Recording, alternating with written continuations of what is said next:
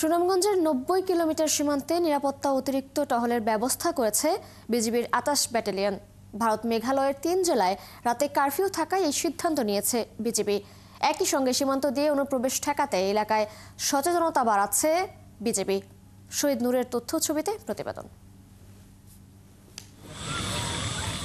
সুনামগঞ্জের দোয়ারা বাজার সীমান্ত দিয়ে প্রায় অবৈধভাবে বাংলাদেশে আসে গরু, পেঁয়াজ, চিনি, মশলা, চকলেট, নানা প্রসাধনী সহ মাদক।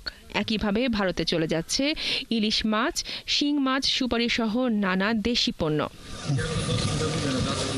কিন্তু মেঘালয়ে জরুরি অবস্থা জারির পর সীমান্ত দিয়ে চলাচলে কঠোর অবস্থানে আছে বিজিবি। তারা এলাকার মানুষদের সচেতন করার চেষ্টা করছেন। এখন বর্ডারের এলাকার দিকে খুব গরম, বিজিবি সবসময় টহলে আছে, আরও কিছু টহল বাড়ায় দিলে ভালো হয়। বর্ডার বিজিবি অনিয়া করতেছে যে কোনো মানুষ বর্ডারে যায় না, বিজিবি বাড়ি বাড়ি গিয়ে বইলা দিছে, সবাই মাইকিং করে দিছে মসজিদে। এলাকার লোকজন আরও জানান, মেঘালয়ের বেশ কয়েকটি এলাকা সুনামগঞ্জ সীমান্ত ঘেঁষা হওয়ায় তারা আতঙ্কিত। বর্ডারের মনে করেন আগে যে গরু বাছুর লাগতো এটাও নিষিদ্ধ দিয়েছে বিজিবি, এখন আর কোনো কিছু হয় না এদিক দিয়া। পাশাপাশি সীমান্ত এলাকা ভারত এবং আমাদের যে এই এলাকা ইউনিয়নটা, এটা একবারে পাশাপাশি।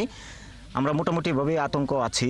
যদিও এখন পর্যন্ত সুনামগঞ্জের সীমান্ত দিয়ে কোনো পুশিন হয়নি, একইভাবে ভারতে যাওয়া বন্ধে প্রস্তুতি নিয়েছে বিজিবি। কিছু কিছু সীমান্তে ভারত থেকে পুশিনের খবর পাওয়া যাচ্ছে, তো সেখানে বলতে চাই আমাদের সীমান্তে এই প্রায় ৯৫ কিলোমিটার দায়িত্বপূর্ণ এলাকাতে সুনামগঞ্জে এখনও পর্যন্ত এই ধরনের কোনো অনাকাঙ্ক্ষিত ঘটনা ঘটেনি। কিন্তু আমাদের ১৯টি বিওপির প্রতিটি সদস্য এ ব্যাপারে ওয়াকিবহাল আছে এবং তারা এ ব্যাপারে সচেতন। কতদিন পর্যন্ত এরকম জরুরি অবস্থা থাকবে সে ব্যাপারে নিশ্চিত কিছু বলতে পারেনি বিজিবি। বনশ্রী হালদার, ৭১।